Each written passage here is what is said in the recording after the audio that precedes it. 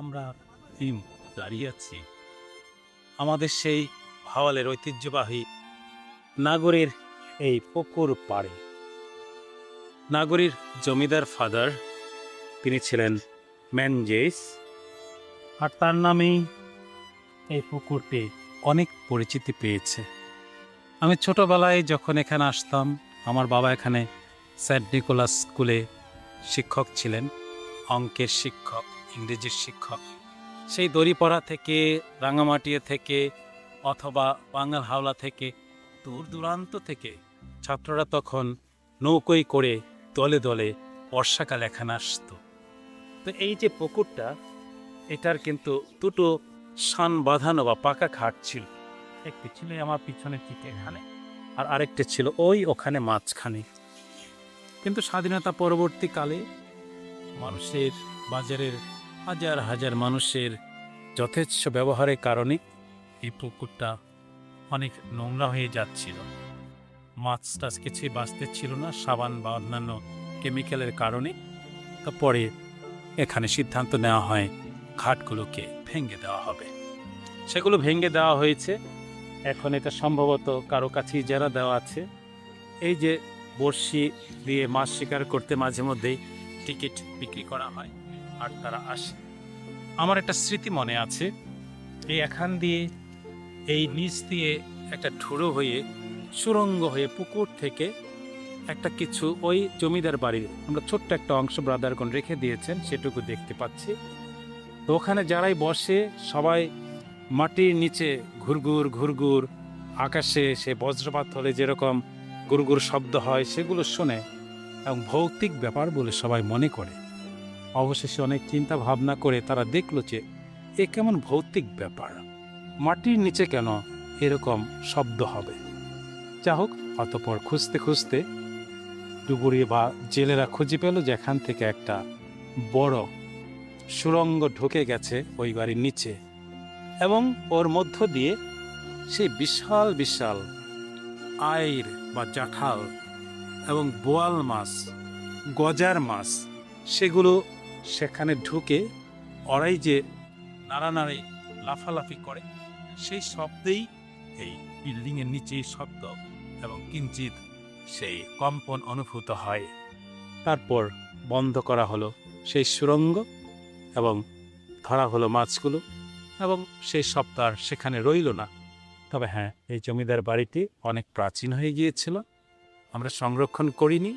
বড় সে স্থলে আমাদের পবিত্র সঙ্গের ব্রাদারদের একটি মাতৃগৃহস্বরূপ হাউস আছে এখানে। এখান থেকে আমরা দেখি আমাদের ব্রাদারগণ তাদের গঠন প্রশিক্ষণ পেয়ে সারা বাংলাদেশে শিক্ষা কেন্দ্রগুলোতে অসামান্য অবদান রেখে যাচ্ছে। আর এদিকে যদি আমরা দেখি, ওই যে আমরা দেখতে পাচ্ছি আমাদের সে নাগরীর সবচেয়ে পুরাতন প্রাচীন গির্জা, যেটা সংস্কারের জন্যে সুরকি দেখা যাচ্ছে বা ইট দেখা যাচ্ছে মাত্র, কারণ প্রলেপগুলো, আস্তরণগুলো সরানো হয়েছে এটাকে সংস্কার করা হবে বলে। আর এই যে এখানে যে মাঠটা আমরা দেখছি এখন, এই যে মাঠটা এখানে, এটা কিন্তু নতুন করা।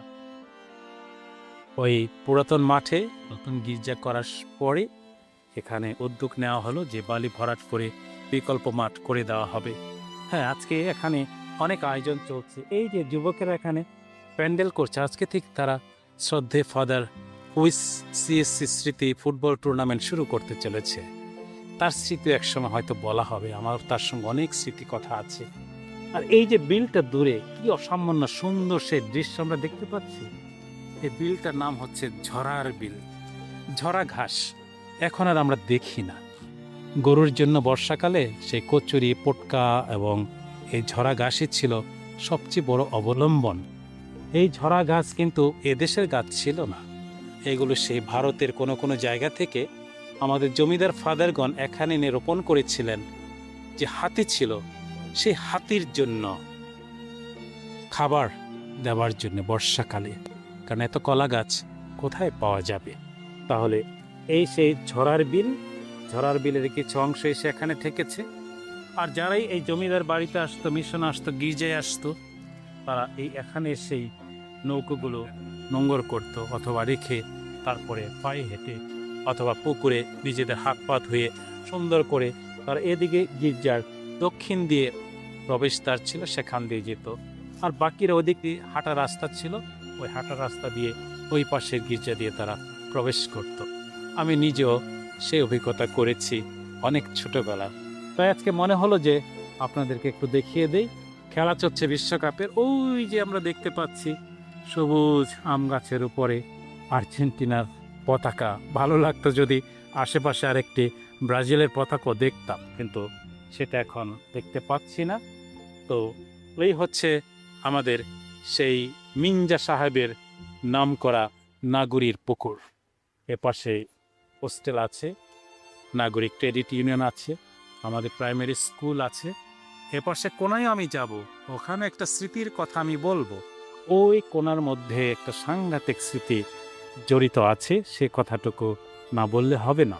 আর এপাশে আমাদের পুরুলিয়া গ্রামে আমাদের ভক্ত জনগণ তাদের বাড়িঘর নিয়ে তারা আছেন।